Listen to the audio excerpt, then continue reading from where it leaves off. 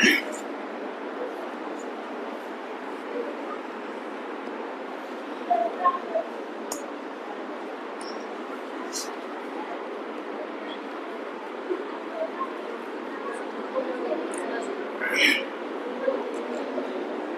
عليكم ورحمة الله وبركاته. بسم الله الحمد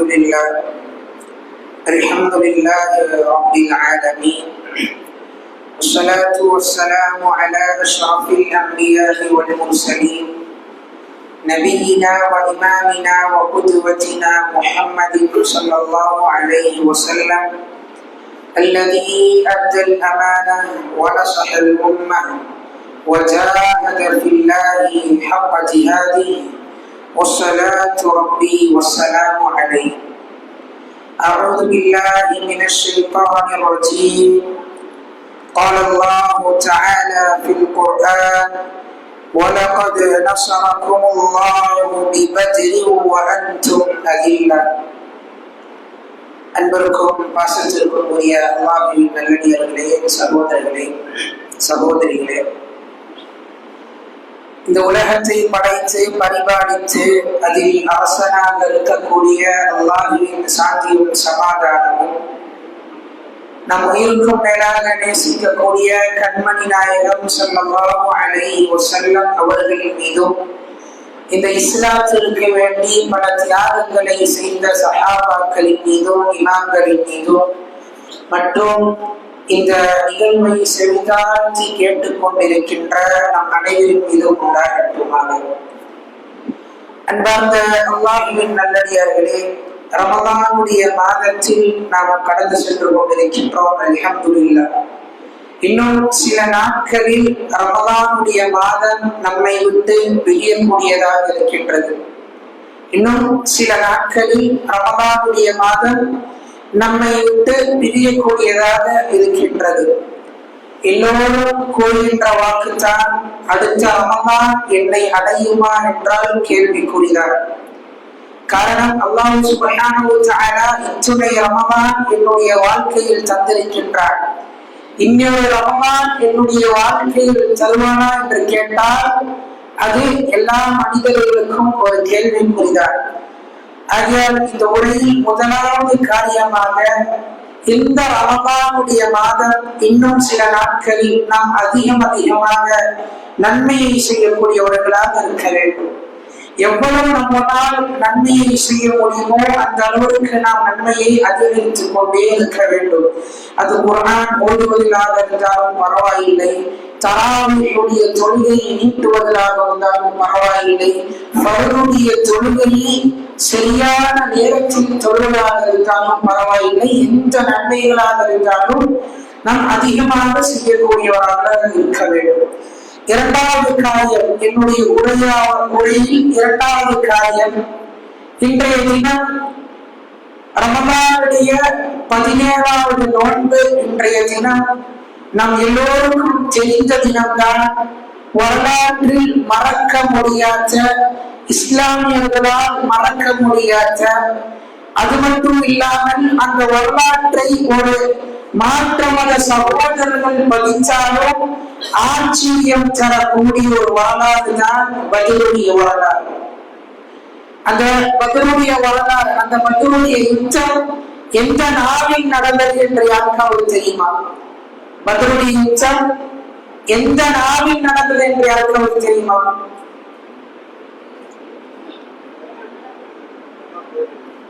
ரமலானுடைய மாதம் 17வது நோன்பு, 17வது தினத்தில் தான் அந்த பத்ருடைய யுத்தம் நடக்கின்றது. அந்த காலகட்டத்தில் தான் நபி அவர்களுக்கு அல்லாஹ் சுப்ஹானஹு வ தஆலா நோன்பை கடமையாக்குகின்றார். நோன்பை வைத்துக் கொண்டு அந்த பத்ருடைய யுத்தத்தில் சஹாபாக்கள் கலந்து கொள்கின்றார்கள். சுப்ஹானல்லாஹ், எவ்வளவு பெரிய ஆச்சரியமாக இருக்கும் என்று சற்று நினைத்து பாருங்கள். இன்றைய காலகட்டத்தில் நோன்பை முடிக்கக்கூடியவர்களாக இருக்கின்றார்கள் யார்? எக்ஸாமிற்கு போகக்கூடிய சிறுமிகளும், வேலைகளுக்கு போகக்கூடிய மனிதர்களும் எக்ஸாமை முடித்துக் கொண்டே எக்ஸாமிற்கு போவதற்கு வேண்டி நோன்பை முடிக்கக்கூடியவர்களாக இருக்கின்றார்கள். அல்லாஹ் அவர்களை பாதுகாக்க வேண்டும். ஆனால் இந்த சஹாபாக்கள் நோன்பை வைத்தவாறு போரில் கலந்து கொள்கின்றார்கள். சுப்ஹானல்லாஹ். அந்த பதிலுடைய யுத்தத்தை படித்து பார்த்தால் ஒவ்வொரு வரிகளிலும் முஃமினீன்களுக்கு ஒவ்வொரு படிப்பினை இருக்கின்றது. அவ்வளவு பெரிய ஒரு யுத்தம் தான் பதிலுடைய யுத்தம். சஹாபாக்களை எடுத்தவாறு மிகவும் கஷ்டப்பட்டு அந்த யுத்தத்தில் கலந்து கொள்கின்றார்கள். சுப்ஹானல்லாஹ். பதிலுடைய வரலாற்றை எடுத்து நாம் படித்து பார்த்தால் தெரியும். நபிகள் நாயகம் ஸல்லல்லாஹு அலைஹி வஸல்லம் அவர்கள் அபூ சுஃபியானுடைய படையை தடுப்பதற்காக சில மனிதர்களை, சில சஹாபாக்களை அழைத்து பத்ருடைய களத்திற்கு செல்கின்றார்கள். அன்றைய காலகட்டத்தில் போர்களுடைய பெயர்களை எவ்வாறு வைப்பார்கள் என்றால், எந்த இடத்தில் போர்கள் நடக்கின்றதோ, எந்த தாழ்வாரத்தில் போர் நடக்குகின்றதோ அதற்கு அந்த பெயரை வைத்திருவார்கள். அது போன்றுதான் பத்ருடைய இடம். பத்ர் என்கின்ற ஒரு கிணறு இருந்தது. அந்த இடத்தில் தான் இந்த போர் நடக்குகின்றது. அதற்காக இந்த யுத்தத்திற்கு பத்ருடைய போர் என்று பெயரை சூட்டுகின்றார்கள். நபிகள் நாயகம் ஸல்லல்லாஹு அலைஹி வஸல்லம் அவர்களும் சஹாபாக்களும் சிறிய கூட்டத்தார்களை, ஒரு 300 சிறிய கூட்டத்தார்கள், 313 315 சஹாபாக்களை அழைத்து பத்ருடைய களத்திற்கு செல்கின்றார்கள். இதற்காக போர் செய்வதற்காக அல்ல. முதலாவதாக பத்ருக்கு எதற்கு செல்கின்றார்கள்? போர் செய்வதற்காக நபிகள் நாயகம் ஸல்லல்லாஹு அலைஹி வஸல்லம் அவர்கள் செல்லவில்லை. மாறாக அபூ சுஃபியானும் அவர்களுடைய கூட்டத்தார்களும் எங்கே சென்றிருக்கின்றார்கள்? அபூ சுஃபியான் அவருடைய கூட்டத்தார்களும் சிரியாவிற்கு சென்றிருக்கின்றார்கள். அந்த கூட்டத்தார்களை தடுப்பதற்கு வேண்டி நபியுடைய கூட்டத்தார்கள் பத்ருடைய களத்திற்கு செல்கின்றார்கள். அபூ சுஃபியான் அவருடைய கூட்டத்தார்கள் எதற்காக சென்றார்கள்? சிரியாவிற்கு போருக்கு சில ஆயுதங்களை வாங்குவதற்காக அபூ சுஃபியானும் அவருடைய கூட்டத்தார்களும் செல்கின்றார்கள். நபி அவர்கள் இந்த போரை தடுத்து நிறுப்பதற்காக சில சஹாபாக்களை அழைத்து அந்த பத்ருடைய யுத்தத்திற்கு செல்கின்றார்கள். நபி அவர்கள் காத்துக் கொண்டே இருக்கின்றார்கள். அபூ சுஃபியான் அவர்கள் வரவே இல்லை. அபூ சுஃபியான் இஸ்லாத்தை ஏற்பதற்கு முன்னால் அபூ சுஃபியான் அவர்கள் வரவே இல்லை. அவர்கள் காத்துக் கொண்டே இருக்கின்றார்கள். இந்த செய்தி அபூ சுஃபியானுக்கு தெரிய வருகின்றது. நபி அவர்களும் அவருடைய தோழர்களும் அபூ சுஃபியானை தாக்குவதற்கு வேண்டி நின்று கொண்டிருக்கின்றார்கள் என்று அபூ சுஃபியான் உடனே ஒரு தூதரை நியமித்து அந்த தூதரிடம் இந்த செய்தியை நீ மக்காவில் போய் பரப்பி விடு என்று கூறுகின்றார்கள். காரணம் அப்படிங்கின்ற ஒரு நோக்கத்திற்கு நபி அவர்கள் சொல்கின்றார்கள். இந்த நோக்கம், இந்த ஒரு நியூஸ், இந்த ஒரு செய்தி அபூ சுஃபியானுக்கு தெரிய வருகின்றது. உடனே அபூ சுஃபியான் அவர்கள் செய்தியை மக்காவில் பரப்பிவிட்டார்கள். ஒரு தூதர் மக்காவில், யா சபாஹா, எல்லா சகோதரர்களும் பாருங்கள், இதோ அபூ சுஃபியானை அடிப்பதற்காக முஹம்மது அவருடைய கூட்டத்தார்களும் அங்கே நின்று கொண்டிருக்கின்றார்கள்.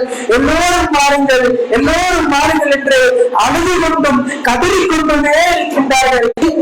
ஆசை வருகின்றது, போரில் எப்படியாவது நான் கலந்து கொள்ள வேண்டும் என்று. ஆனால் அபூ லஹபால் முடியவில்லை. அபூ லஹபுக்கு ஒரு அடிமை இருந்தார். அந்த அடிமையை இந்த போரில் கலந்து கொள், நான் உன்னை விடுவித்து விடுகிறேன் என்று கூறினார். சுப்ஹானல்லாஹ்.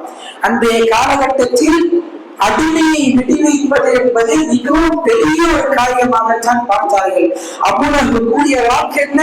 நீ இந்த போரில் கலந்து கொள், உன்னை நான் விடுவித்து விடுகிறேன் என்று கூறினார்கள்.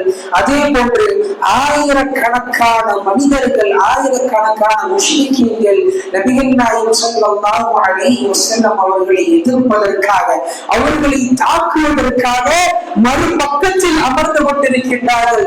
இங்கேயோ நபியும் ஒரு சிறிய சஹாபா கூட்டச்சாலைகளை வைத்து காத்துக் கொண்டிருக்கின்றார்கள். ஒரு கட்டத்தில் நபி அவர்கள் அலி இப்னு அபீ தாலிப் ரலியல்லாஹு அன்ஹு அவர்களும் ஜஅஃபர் ரலியல்லாஹு அன்ஹு அவர்கள் இருவரிடம் கூறுகின்றார்கள், நீங்கள் என்ன ஆயிற்றது என்று சற்று பார்த்து வாருங்கள். நான் காத்துக் கொண்டே இருக்கின்றேன், ஆனால் அபூ சுஃபியான் இன்னும் வரவில்லை. நீங்கள் என்ன ஆயிற்றது என்று நீங்கள் சற்று பார்த்து வாருங்கள் என்று கூறினார்கள். அந்த இரு சஹாபாக்களும் போகின்றார்கள். அங்கே ஒரு கிணறு இருக்கின்றது. இரண்டு சகோதரிகள் தண்ணீரை பிடிக்குமாறே பேசிக் கொண்டிருக்கின்றார்கள்.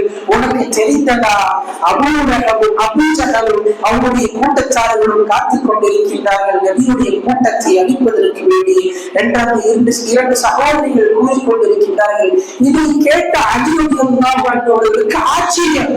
காரணம், நபிக்கும் நபியுடைய தோழர்களுக்கும் தெரியாது ஆயிரக்கணக்கான மனிதர்கள் என்னை அழிப்பதற்காக காத்துக் கொண்டிருக்கின்றார்கள் என்று. இதை கேட்டதும் நபி அந்த அபூதான் அந்த அலி ரலியல்லாஹு அன்ஹு அவர்கள் ஆச்சரியப்பட்டார்கள். அவர்கள் நம்பவில்லை. ஒருவேளை இது பொய்யான செய்தியாக இருந்தால் என்று அவர்கள் நினைத்துக் கொண்டு அவர்கள் வருகின்ற நேரத்தில் ஒரு சிறிய ஒரு குழந்தை, ஒரு சிறிய ஒரு மனிதன் ஆணை நினைத்துக் கொண்டிருந்தான். அந்த மனிதனை அழைத்து, இந்த மலைக்கு பின்பாக யார் இருக்கின்றார்? அந்த மனிதனும் கூறுகின்றார், சில மனிதர்கள் அபூஜஹலும் அவருடைய கூட்டச்சாரர்களும் இருக்கின்றார்கள். எதற்காக? நபியை அழிப்பதற்காக என்று கூறுகிறார்கள். அலி ரலியல்லாஹு அன்ஹு அவர்களுக்கு கோபம் வருகின்றது. உறுதியாக கேட்கின்றார்கள், சத்தியம் செய்து சொல், அங்கே யார் இருக்கின்றார்கள்? காரணம், நம்ப முடியவில்லை. ஆச்சரியம். காரணம், நான் இங்கே வந்தது அபூ சுஃபியானும் அவருடைய கூட்டச்சாரர்களையும் தடுத்து நிற்பதற்காகத்தான். இப்பொழுது திடீரென்று ஆயிரக்கணக்கான மனிதர்கள் நிற்கின்றார்கள் என்று கேட்டால் எனக்கு ஆச்சரியமாக இருக்கின்றது.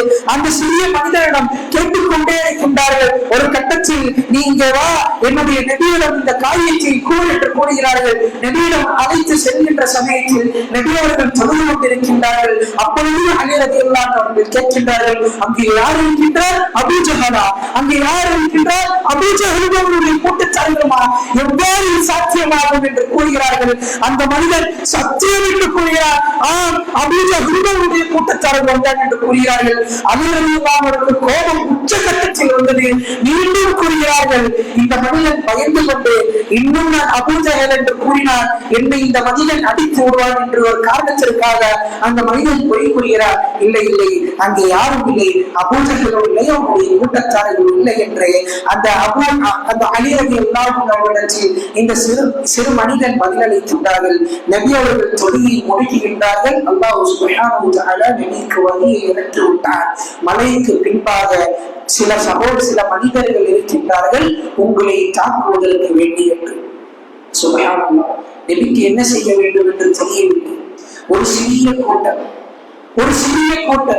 என்ன செய்ய வேண்டும் என்று தெரியவில்லை. சஹாபாக்களுக்கும் நபிக்கும். நபி அவர்கள் அந்த இடத்தில் அமர்ந்து கொண்டு கேட்கின்றார்கள், என்ன செய்ய வேண்டும்? இந்த நேரத்தில் நான் என்ன செய்ய வேண்டும்? போர் செய்வதற்கு யாராவது தயாராக இருக்கின்றார்களா? உடனே அபூபக்கர் இருந்திருக்கின்றார் ரலியல்லாஹு அன்ஹு. நபியே, நான் தயார் போருக்கு. நபி அவர்கள் மீண்டும் கூறுகிறார்கள், போருக்கு தயாராக யாராவது இருக்கின்றார்களா? உடனே அமர் இருந்திருக்கின்றார் ரலியல்லாஹு அன்ஹு.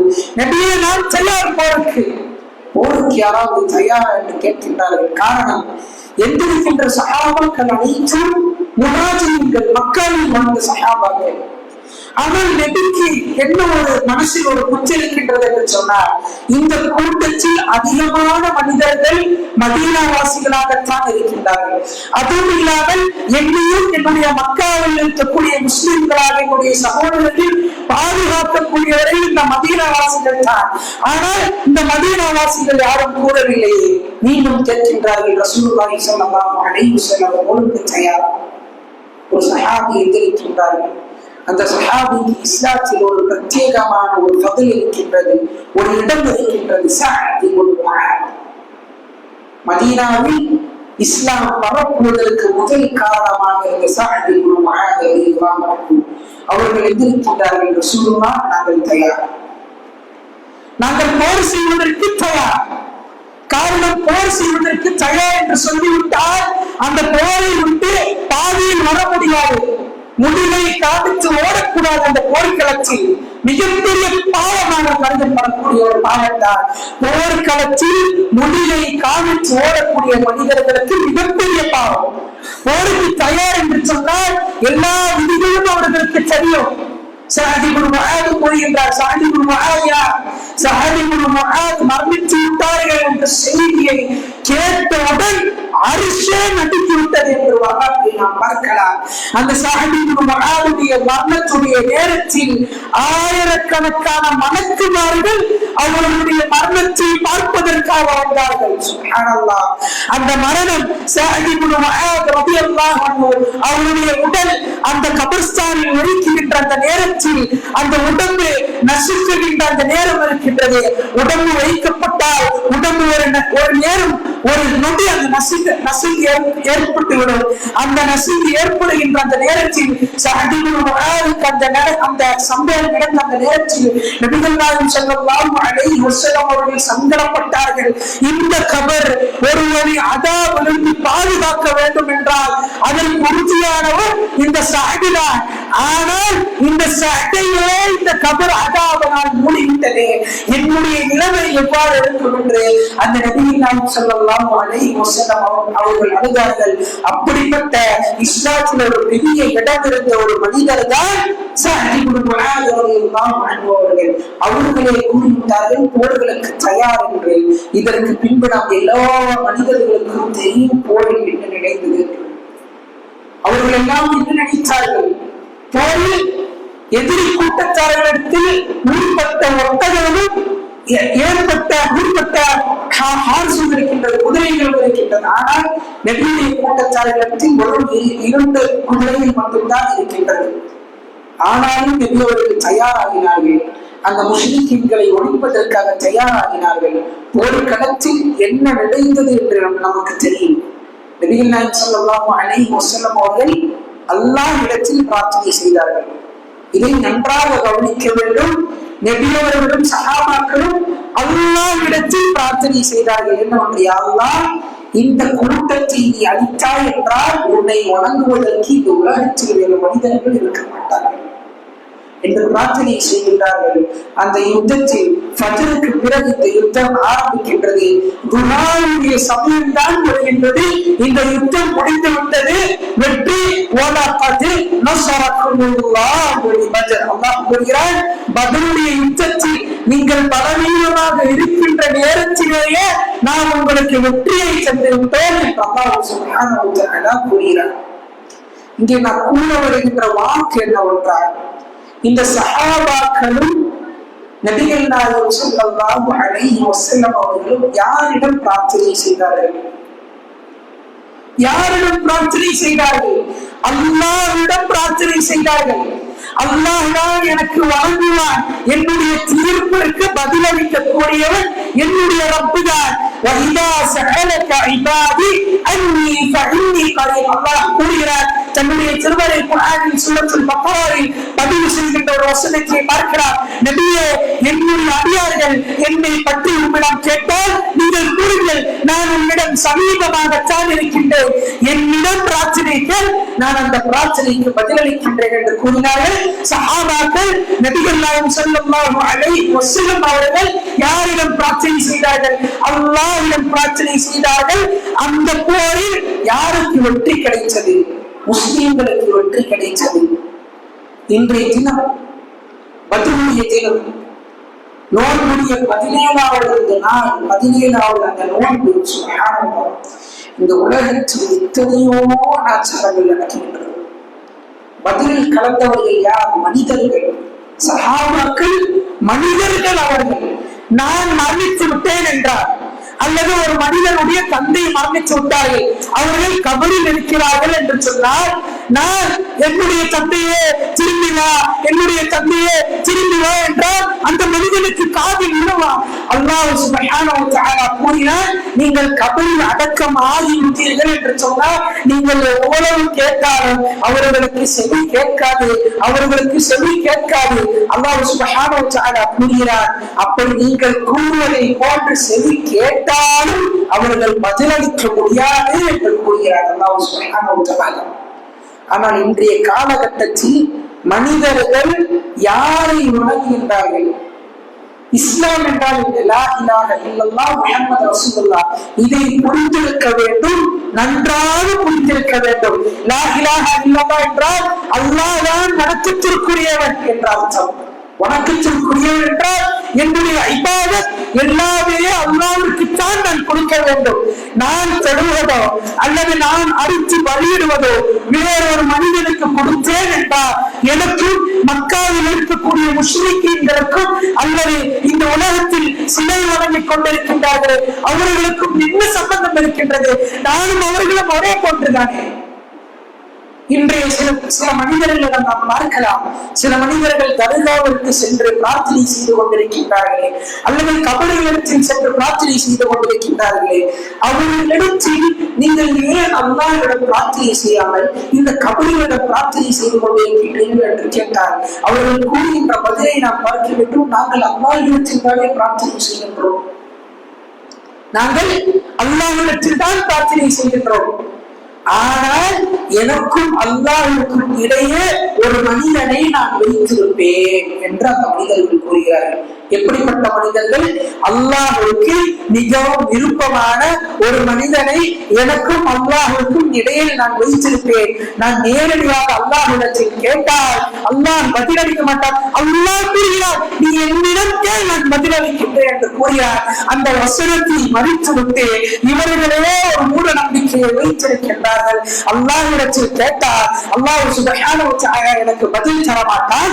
ஆகையால் எனக்கும் அல்லாஹ்வுக்கும் இடையில் ஒரு மனிதனை வைத்து அந்த மனிதத்தில் நான் பிரார்த்தனை செய்வேன். அந்த மனிதன் அல்லாஹ்விடத்தில் அந்த காரியத்தை கொண்டு போய் சேர்ப்பான். முட்டாளான ஒரு விஷயம் இந்த காரியம். சுப்ஹானல்லாஹ். இதில் பாதிக்கப்படக்கூடிய மனிதர்கள் யார்? நாம் தான். பாதிக்கப்படக்கூடிய மனிதர்கள் யார்? நாம் தான். அவர்கள் இந்த காரியத்தை கூறுவார்கள். இதை கூறிய உடனே நாம் முடிவு செய்கிறோம், இதுதான் இஸ்லாம் என்று மனிதர்கள் அந்த முட்டாளுடைய கூட்டத்திற்கு பின்பாக சென்று கொண்டிருக்கின்றார்கள். மாற்றின்றோம். எது இஸ்லாம் என்று தெரியவில்லை. நாம் சில காட்சிகளை எல்லாம் பார்த்தால் இஸ்லாமில் என்று தெரியவில்லை. அவ்வளவு மோசமான ஒரு காரியம்தான். ஒரு சிறிய உதாரணத்தை நான் கூறுகிறேன்.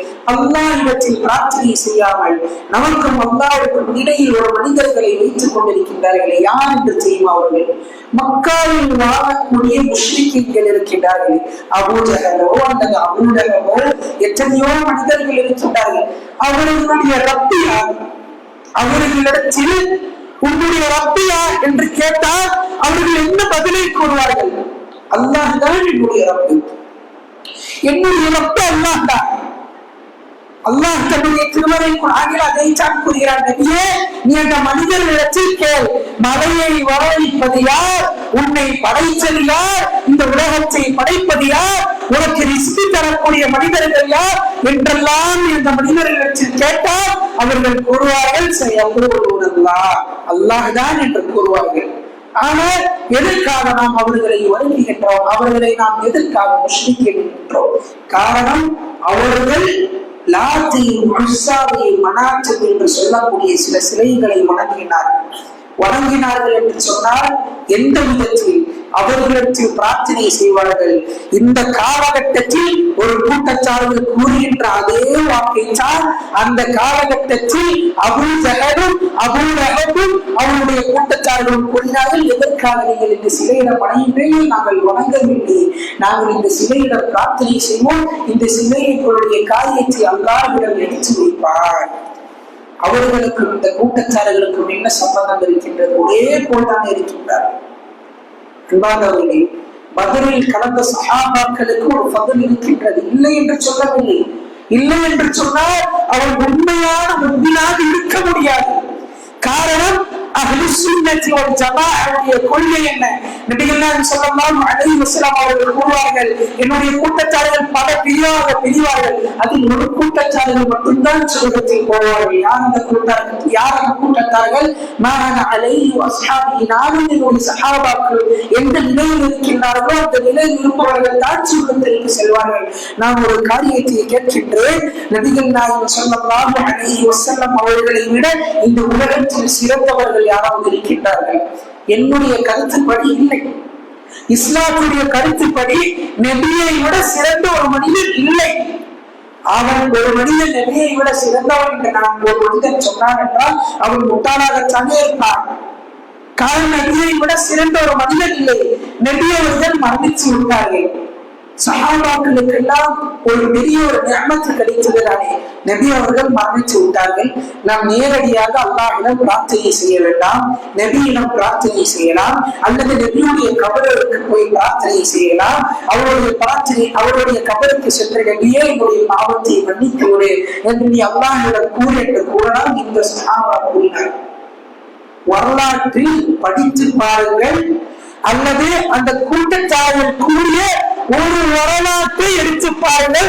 சஹாபாக்கள் நபியுடைய கபருக்கு சென்று நபியை ஆராதிப்பவர்களாக, நபியை வணங்கக்கூடியவர்களாக, நபியுடைய கபரில் இருந்து பிரார்த்தனை செய்யக்கூடியவர்களாக ஒரு சஹாபாவை காமித்தார்கள். காமிக்க முடியாது. காரணம், அபூபக்கர் ரலியல்லாஹு அன்ஹு அவர்கள் கூறினார்கள் நபியுடைய மரணத்துடைய நேரத்தில், மன் கான யஅபுது முஹம்மதன் ஃபஇன்னஹு கத் மாத். யார் முஹம்மதை வணங்குகின்றீர்களோ, காரணம் முஹம்மது நபி மரணித்து விட்டார்கள் என்றால் எல்லோருக்கும் சங்கடம் வந்து விட்டது. நான் இனி என்ன செய்வேன் என்ற சங்கடம்.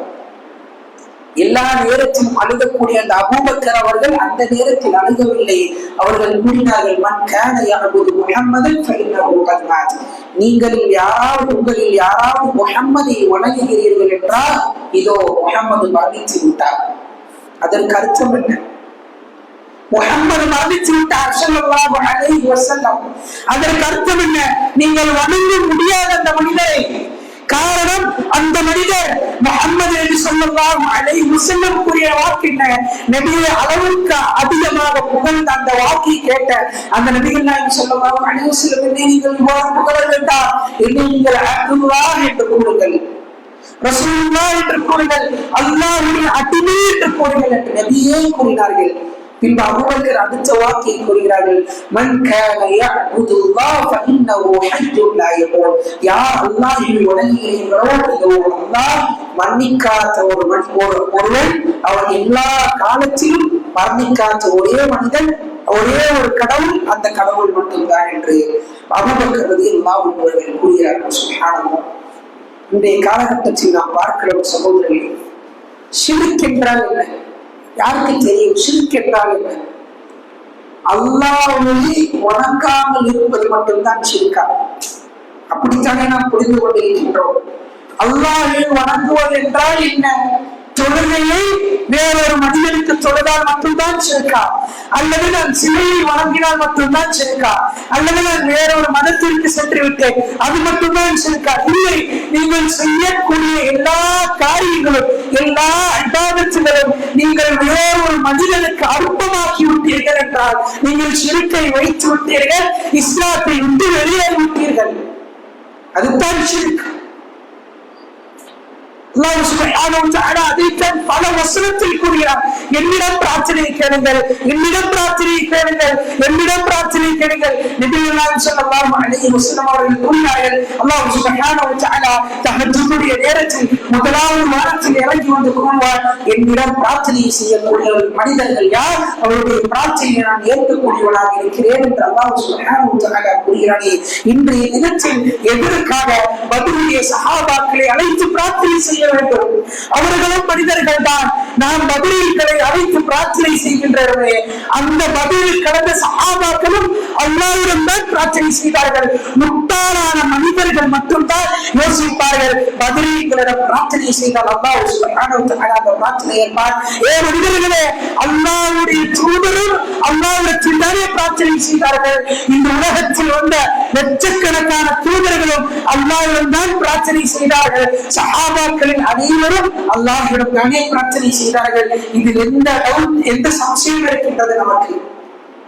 பின் எதற்காக இன்றைய தினத்தில் அந்த பத்ரில் கலந்த சஹாபாக்களிடம் அழைத்து பிரார்த்தனை செய்து கொண்டிருக்கின்றோம்? தவறா இல்லை?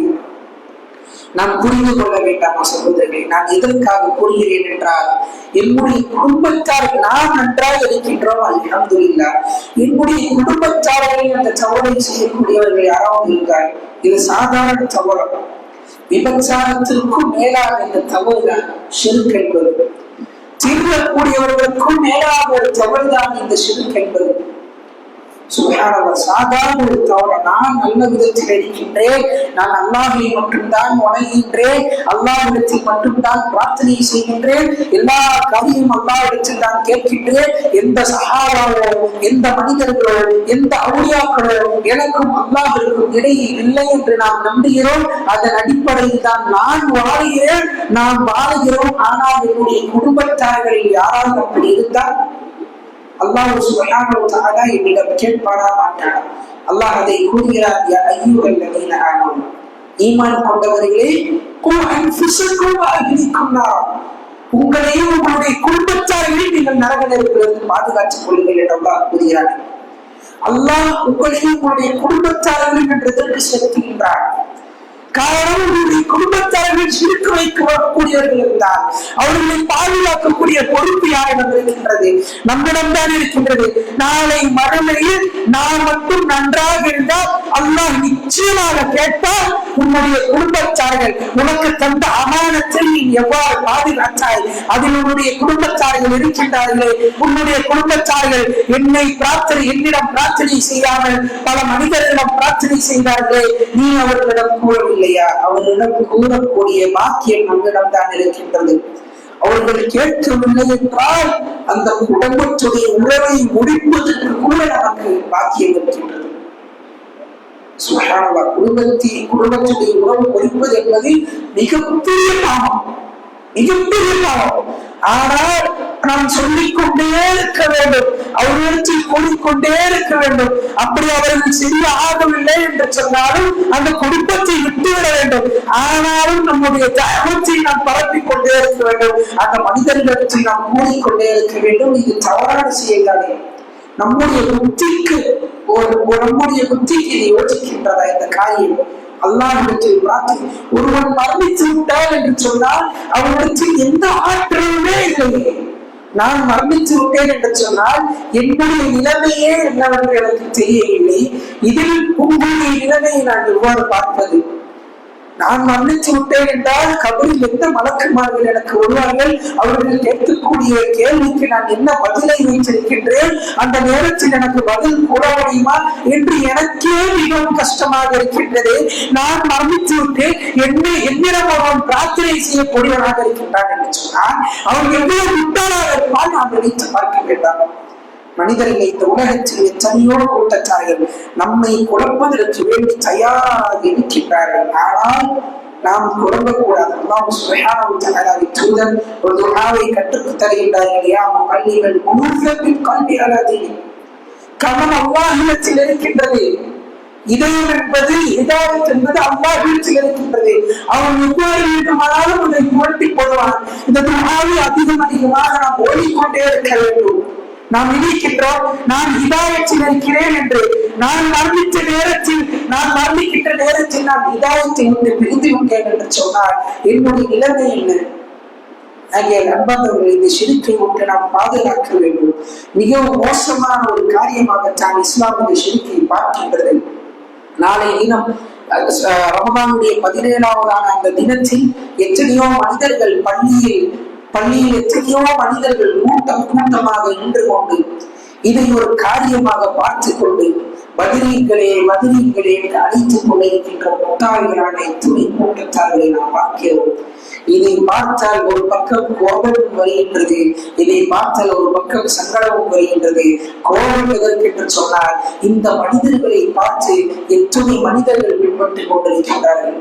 காரணம் நமக்கு தெரியாது அவர்கள் என்ன காரியங்கள் செய்கின்றோம் என்று தெரியாது. நாம் அது நல்ல காரியம் என்று நினைக்கின்றோம்.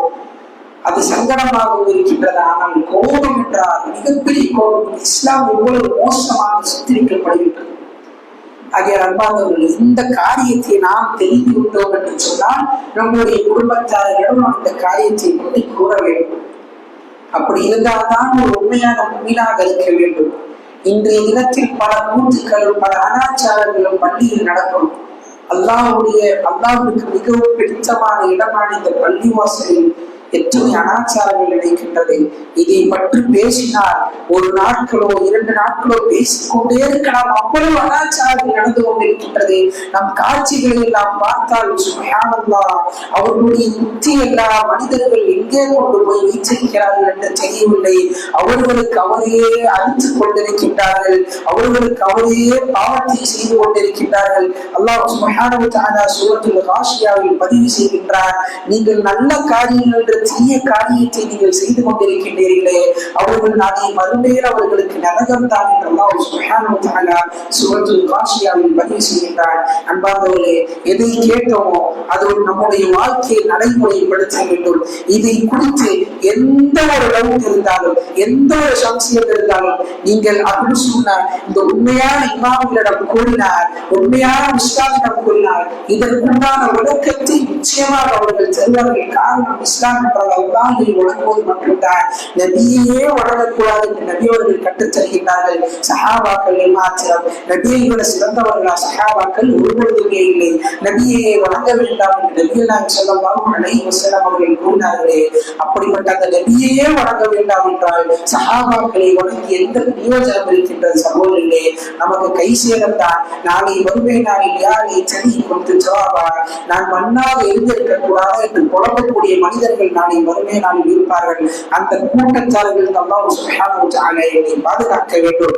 அல்லாஹ் சுப்ஹானஹு வ தஆலா உண்மையான முஸ்லிம், உண்மையான இஸ்லாம் எதை நமக்கு கற்றுத்தர வேண்டும். அதற்குண்டான பாக்கியத்தை அல்லாஹ் சுப்ஹானஹு வ தஆலா அனைவருக்கும் தந்து அருள் புரிவானாக. இந்த ரமலானுடைய மாதத்தில் எத்தனையோ முஸ்லிமான சகோதரர்கள் கஷ்டத்தில் இருந்து கொண்டிருக்கின்றார்கள். அந்த முஸ்லிமான சகோதரர்களுக்காக நாம் அதிகமாக பிரார்த்தனை செய்ய வேண்டும். உலக முஸ்லிம்கள் அனைவரும் ஆசைப்பட்டுக் கொண்டிருக்கின்ற சொர்க்கத்திலேயே உயர்ந்த சுத்தமான ஜன்னத்துல் ஃபிர்தௌஸ் என்கின்ற சொர்க்கத்தில் அல்லாஹ் சுப்ஹானஹு வ தஆலா நம் அனைவரையும் உள்படுத்தி அருள் புரிவானாக. வஸ்ஸலாமு அலைக்கும் வரஹ்மத்துல்லாஹி வபரகாத்துஹு.